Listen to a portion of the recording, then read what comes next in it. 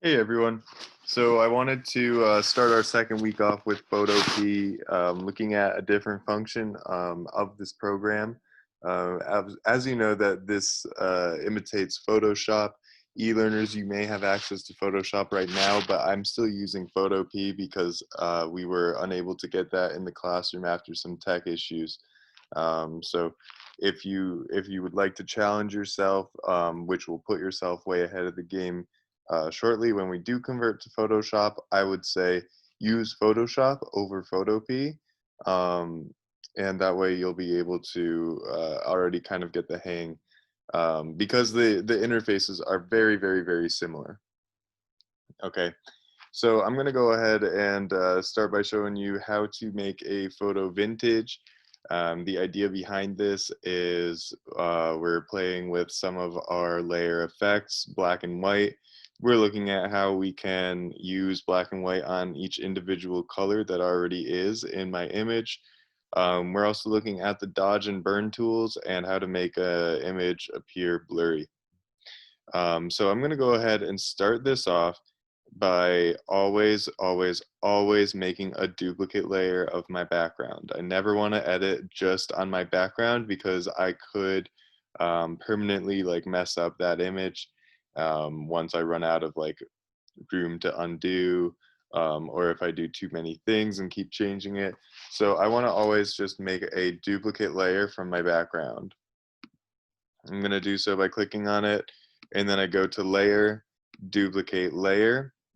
Here we go. We have it right here, layer one. I'm going to rename this B and W because I want to help keep track of that. That's going to be my black and white layer.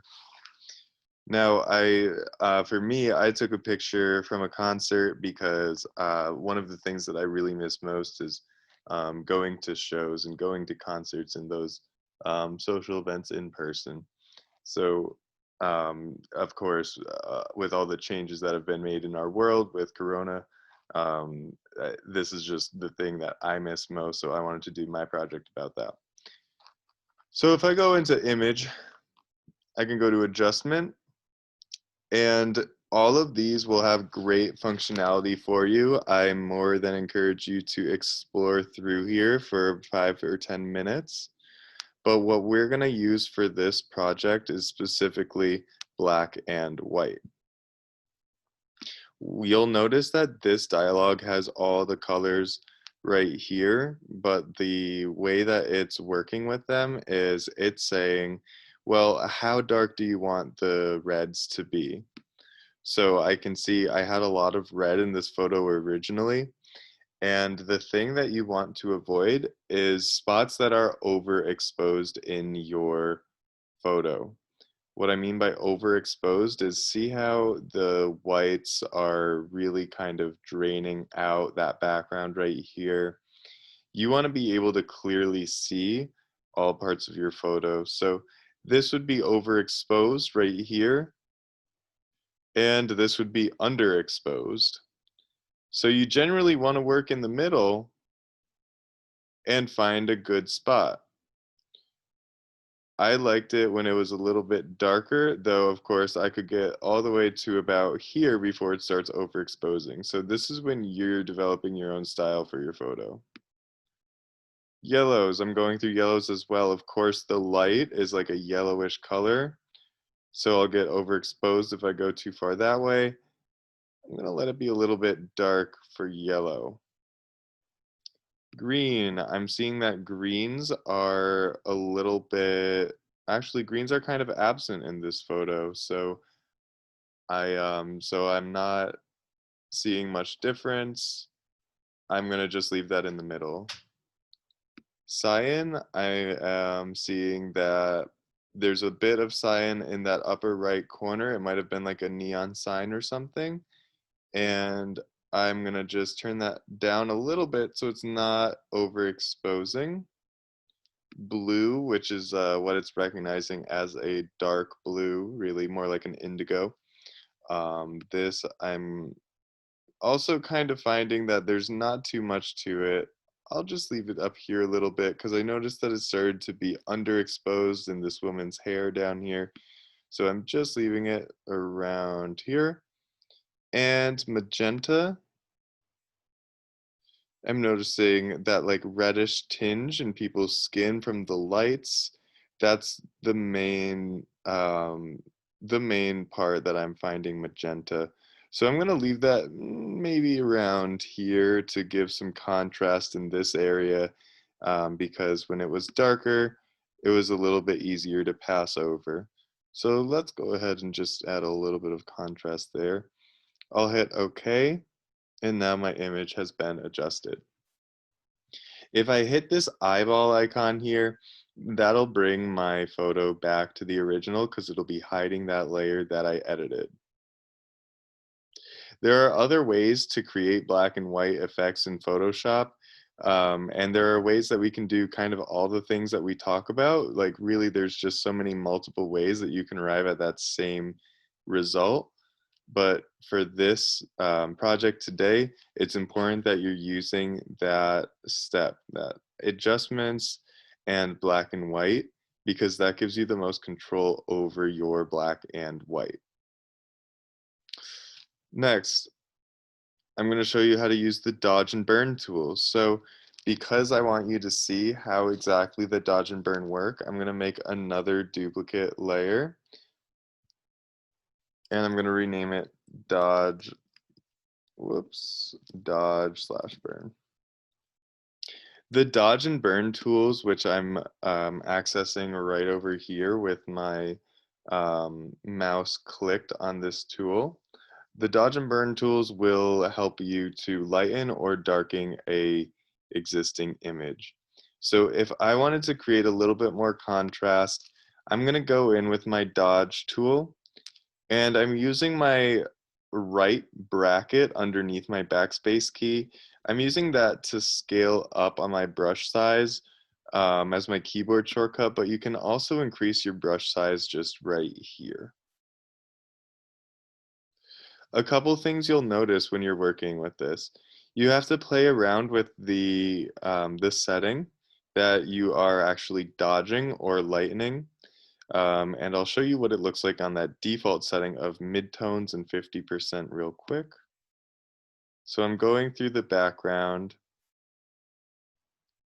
and I can see that it's lightening it up fairly quick.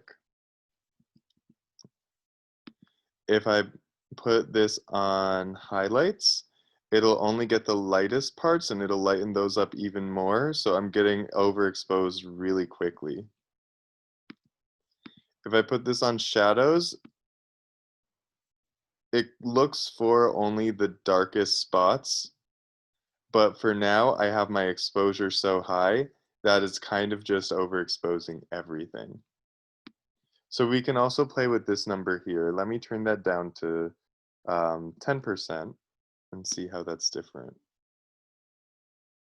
So it's not overexposing those windows anymore, but it is lightening up the figures and everything a great deal in the background. Now, one thing you'll notice too is that I'm getting a really solid line around my brush here. To go against that, and I'm just undoing everything that I've just done.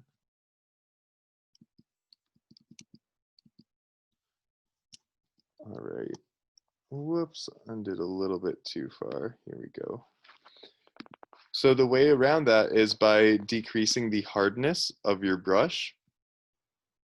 So when I'm at 0% hardness, that means it'll have a feather all around it, we would call it. This just means basically that there's not going to be a hard line. We can see that there's that feathering or that light kind of gradual fade out to it because of that option that I've selected. So I'll go back in. I want to increase my contrast. I want to have a high contrast quality photo without overexposing it. So I'll be working in my shadows. And I'll just go a couple of passes up here. I might even turn this up a little bit because it's not going too quick right now to 20%.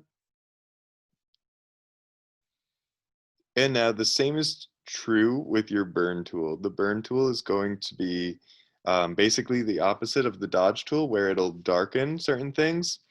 And again, you don't want it to be underexposed or too dark, so we have to play around with those settings again when it comes time to use our burn tool.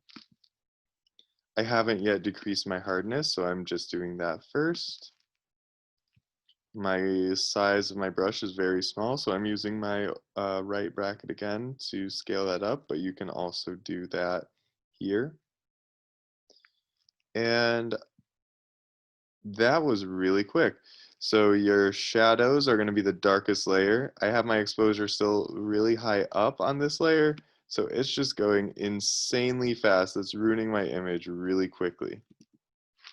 So I'm undoing those.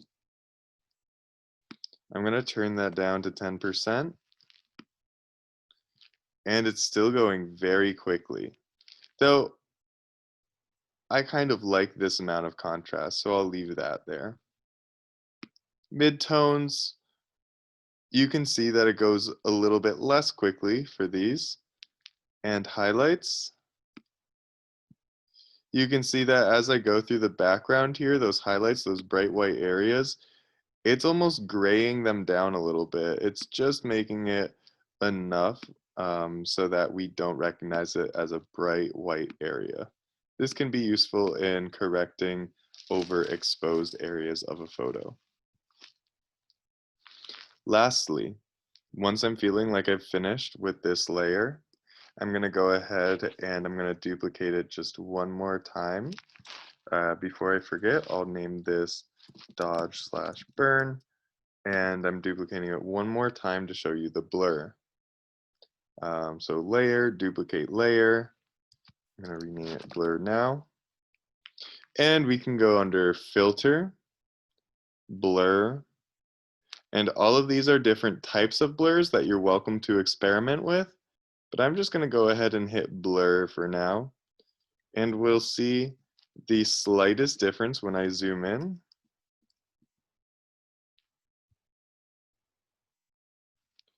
My computer is going a little bit slow right now, but I did hit the undo key so that you could see.